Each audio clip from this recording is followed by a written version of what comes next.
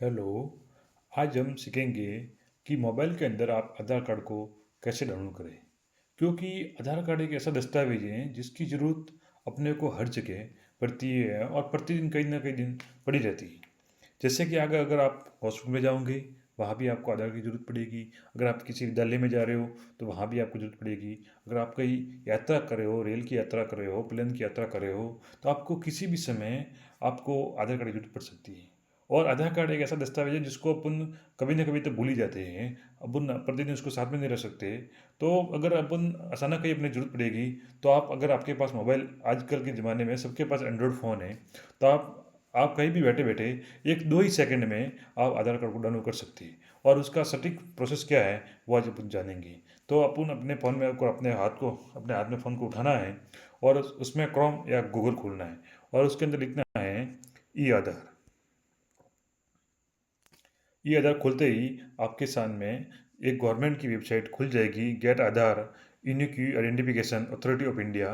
उस साइट पे आपको क्लिक करना है। वो साइट खुलते ही आपके अंदर इसके अंदर ऑप्शन आ जाएंगे, book and appointment, check status, download Aadhaar. तो आपको डाउनलोड आधार पे क्लिक करना है।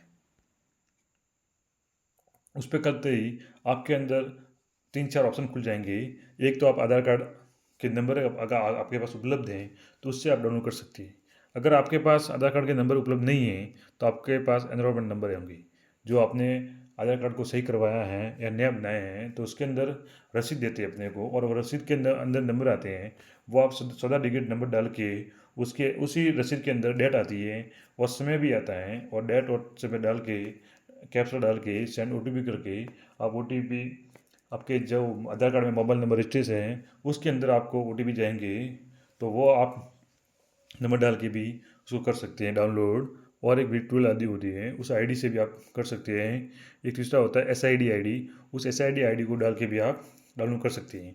तो हम आज ये जानेंगे कि आधार कार्ड नंबर है आपके पास, वो डाल के आप कैसे आधार कार्ड डाउनलोड कर सकते हैं।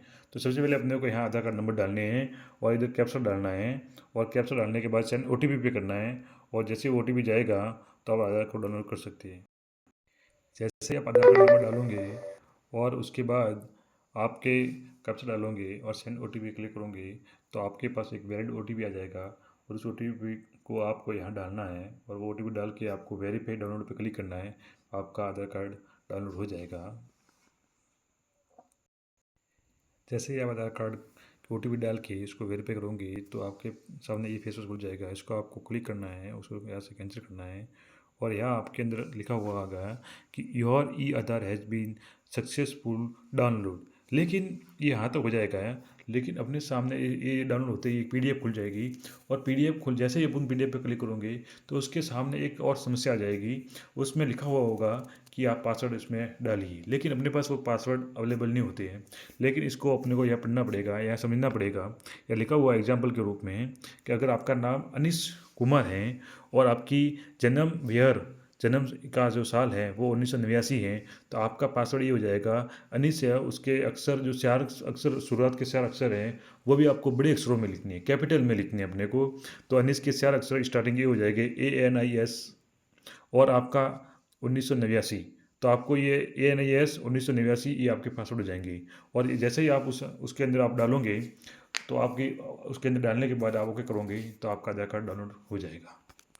इसी तरह आप आधार कार्ड को आसानी से डाउनलोड कर सकती है। और सबसे बड़ी समस्या ये पासवर्ड की होती है, तो आप पासवर्ड को कैपिटल में डालिए, छोटे अक्षरों में नहीं डालना है।